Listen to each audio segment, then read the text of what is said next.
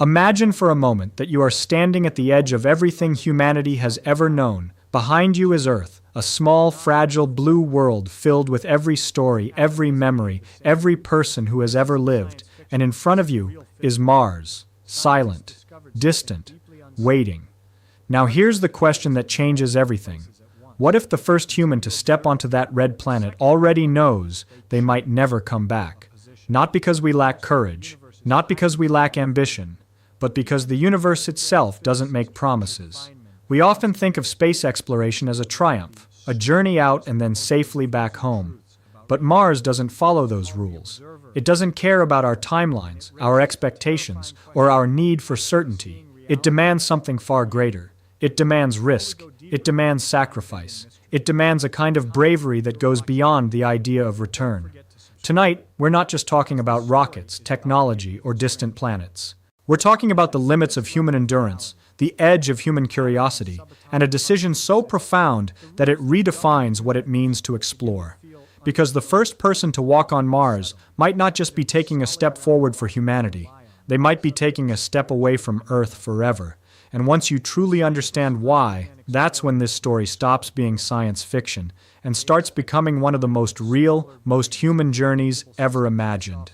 If you think about sending a human being to Mars, the first thing that sounds impressive is the distance. Not just far, but unimaginably far, in the way that your everyday intuition simply refuses to grasp.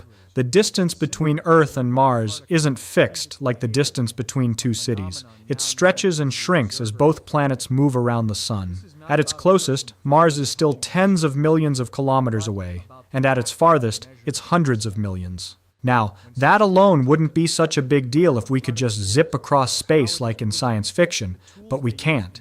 Even our fastest spacecraft take months to get there. For a human mission, you're typically looking at a journey of around 6 to 9 months one way, assuming everything goes perfectly. And while that journey is happening, something rather peculiar takes place with communication. Signals traveling at the speed of light still take anywhere from about 4 to 24 minutes to go from Mars to Earth. That means if something goes wrong, you cannot call home and get immediate help. You ask a question, and by the time the answer arrives, nearly an hour might have passed. Imagine performing a delicate surgery while your instructor is on a phone line that cuts out for half an hour between each sentence. That's the kind of isolation we're talking about. The astronaut becomes not just a traveler, but a completely independent problem solver, cut off from the safety net that every previous space mission has relied on. Now let's talk about something even more stubborn than distance: fuel. Rockets are not like cars where you fill up the tank and go wherever you like. Rockets are ruled by a cruel equation that says the more fuel you carry, the heavier you become, and the heavier you become, the more fuel you need to carry that fuel. It's a vicious cycle.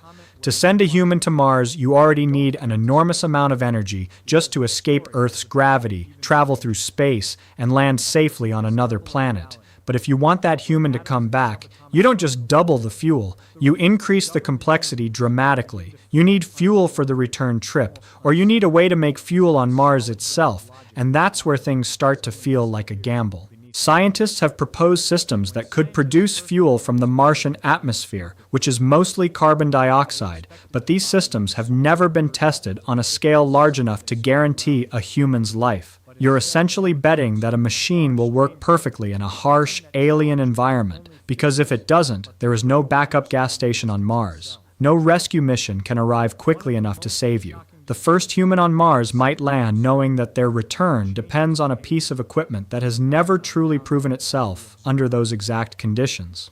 And then there's Mars itself, which is not just another place with different scenery, but a fundamentally hostile world. If you step outside without protection, you don't just feel uncomfortable, you die. The atmosphere is so thin that it cannot support human life, and it offers almost no protection from radiation. On Earth, we are shielded by a thick atmosphere and a magnetic field that deflects harmful particles from the sun and deep space. Mars has neither of these in any significant way. That means the surface is constantly bombarded by radiation that can damage human cells, increase cancer risk, and potentially affect the brain.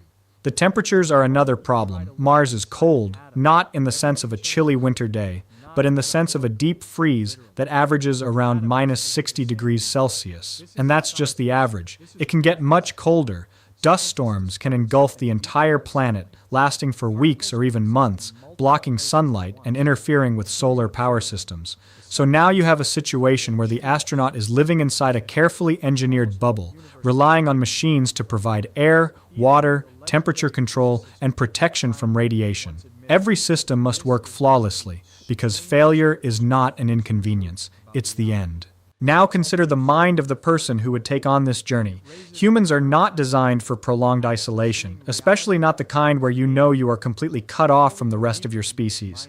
Even astronauts on the International Space Station, which orbits just a few hundred kilometers above Earth, experience psychological challenges despite having constant communication and the knowledge that they can return home relatively quickly. A mission to Mars would be entirely different. The astronaut would spend months traveling through empty space, then land on a barren planet where the horizon stretches endlessly, with no signs of life, no oceans, no trees, no familiar sounds.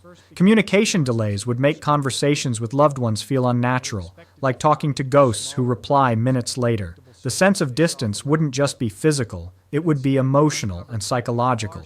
Over time, that kind of isolation can lead to stress, anxiety, depression, and cognitive fatigue. You're asking a human being to remain mentally stable in an environment that has none of the cues and comforts that our brains evolved to depend on. The success of the mission would depend not just on engineering, but on the resilience of the human mind under conditions it has never truly experienced before. Then there's the matter of technology, which people often assume will solve everything if we just make it advanced enough. But technology doesn't eliminate risk, it shifts it. Every piece of equipment on a Mars mission has to operate in extreme conditions for long periods without maintenance or replacement. On Earth, if something breaks, you can fix it, replace it, or call for help. On Mars, spare parts are limited, and repair options are constrained by what you brought with you. Even small failures can cascade into major problems. A malfunction in a life support system, a leak in a habitat, a failure in a power supply, any one of these could become catastrophic. And remember, you are millions of kilometers away from the nearest help. Current technology is impressive, but it has not yet demonstrated the level of reliability required for a guaranteed round trip to Mars. We've sent robots, and even those sometimes fail despite being far simpler than a human mission. Scaling that up to support human life introduces layers of complexity that we are still working to understand.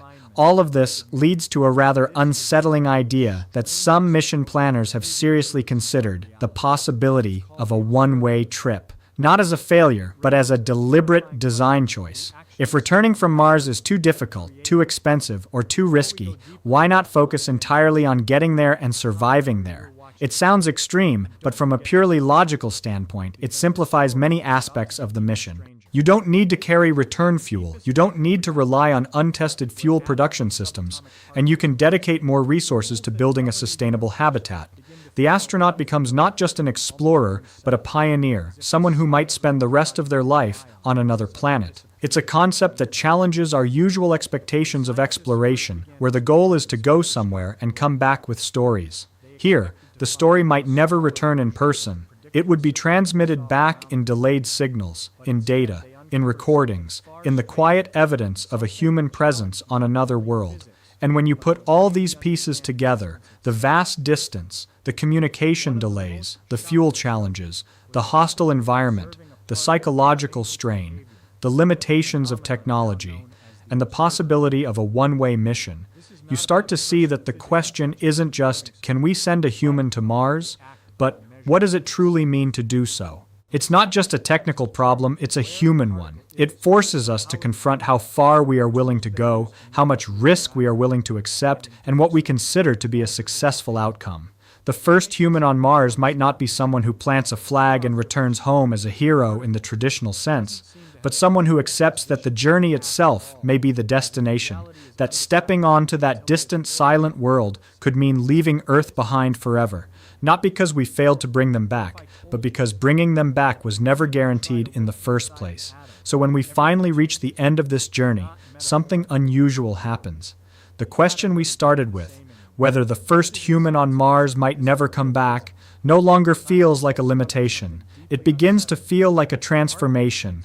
Because exploration has never really been about returning safely with souvenirs. It has always been about pushing beyond the edge of what is known, even when the path forward is uncertain. The first human to step onto Mars may carry more than scientific instruments and survival equipment. They will carry the weight of human curiosity, the quiet courage to face isolation, and the understanding that progress sometimes asks for more than comfort can give. And if they never return, it won't simply be a story of loss. It will be a story of how far we were willing to go to understand our place in the universe. In that moment, Mars stops being just a distant planet. It becomes a symbol of something deeper, that humanity is not meant to stand still, not meant to remain confined to one small world, but meant to reach outward, even when the journey asks difficult questions. And perhaps the greatest realization of all is this: every step taken there, whether it leads back home or not, is still a step forward for all of us. So as you leave with this idea, remember that the future isn't built only by those who succeed comfortably, but by those who dare greatly, even when the outcome is uncertain. The story of Mars is not just about space, it's about us, about what we value, and about how far we are willing to go in the name of discovery. Good luck to those who will one day take that extraordinary step into the unknown. And thank you for listening, for wondering, and for daring to imagine a future that stretches far beyond the horizon of our own world.